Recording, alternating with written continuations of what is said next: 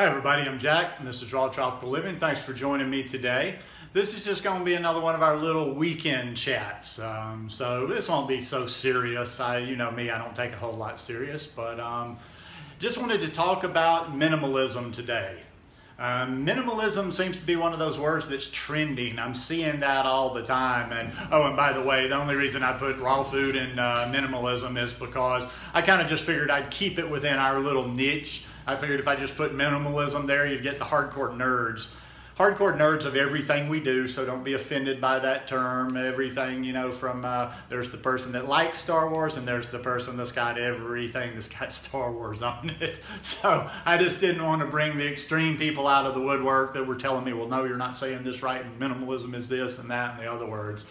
I have noticed though that a lot in the, you know, there's certain little trending things I've noticed over the close to 5 years I've been in this lifestyle, that within the little raw vegan niche, that people seem to all kind of pick up within this little niche on certain trends all the time. There's little certain behaviors everybody does once they come to the raw vegan lifestyle. But in general, I'm seeing a lot of this stuff on minimalism lately. Minimalism. And usually a lot of things I'm a little, you know, it's a good thing. I'm not knocking it. Downsizing is always good. You will find out that you got a lot of stuff that you don't really need, more stuff than you need, excess. But I don't know necessarily why it needs to be some sort of special hobby, topic, trending thing. So I just thought I was going to give my version of minimalism today, because like a lot of things, I come to things before they're trending. And this is no recent flash in the pan or nothing new to me. I've been and like I say, once again, however you would define minimalism, if you probably ask 100 people to define minimalism, you're probably going to get 100 different answers.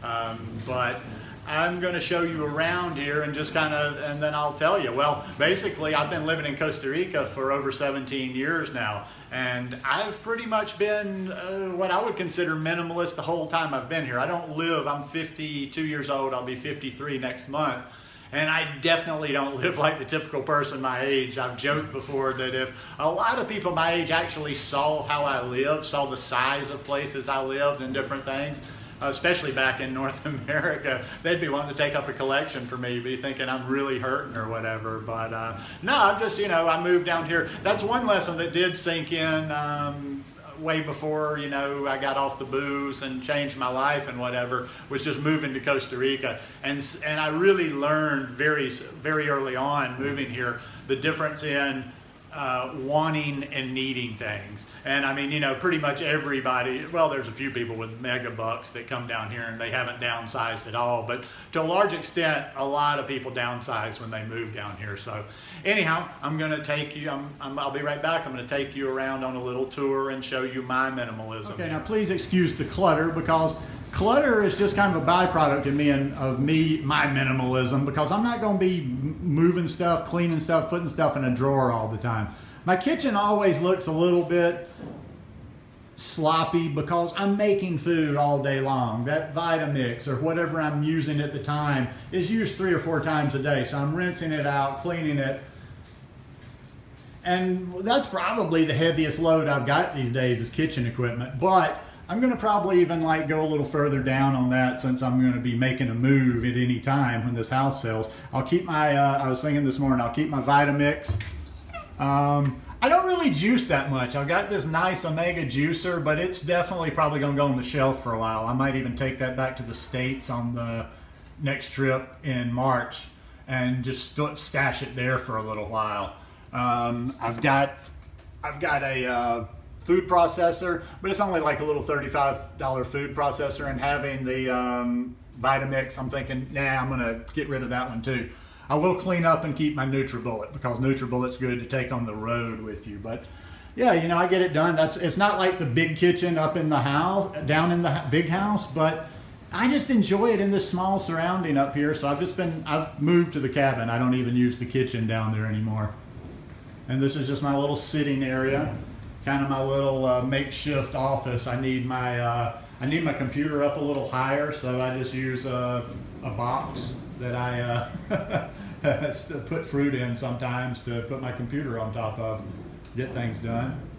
Got my weights over here, my little ghetto way of working out right now. The sleeping area. Yeah, like I say, it's not real clean. Somebody asked me one time, I know people ask little details about things in the background.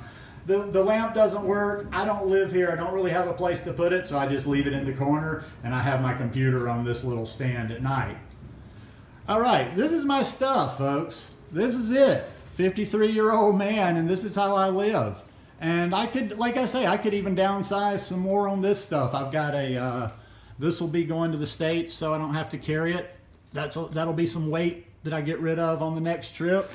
Got an external hard drive, an old one that I'll get rid of on the next trip. But yeah, my clothes are simple. I buy these a lot. I buy well, now I can't get the label, but just these little plain white Hanes t-shirts. You can get like a 3-pack of them for, I don't know, a 3-pack for like $9. In other words, I think I worked out one time, they work out to about $3 a piece. So every 6 or 8 months, I just buy a new pack and I throw the old dingy ones away. I don't even really need all these shirts. Although it's not a lot that I have here, I find myself, well, especially on this property, because I'm here by myself. I don't wear clothes very much. I throw on a shirt every once in a while. So same with pants.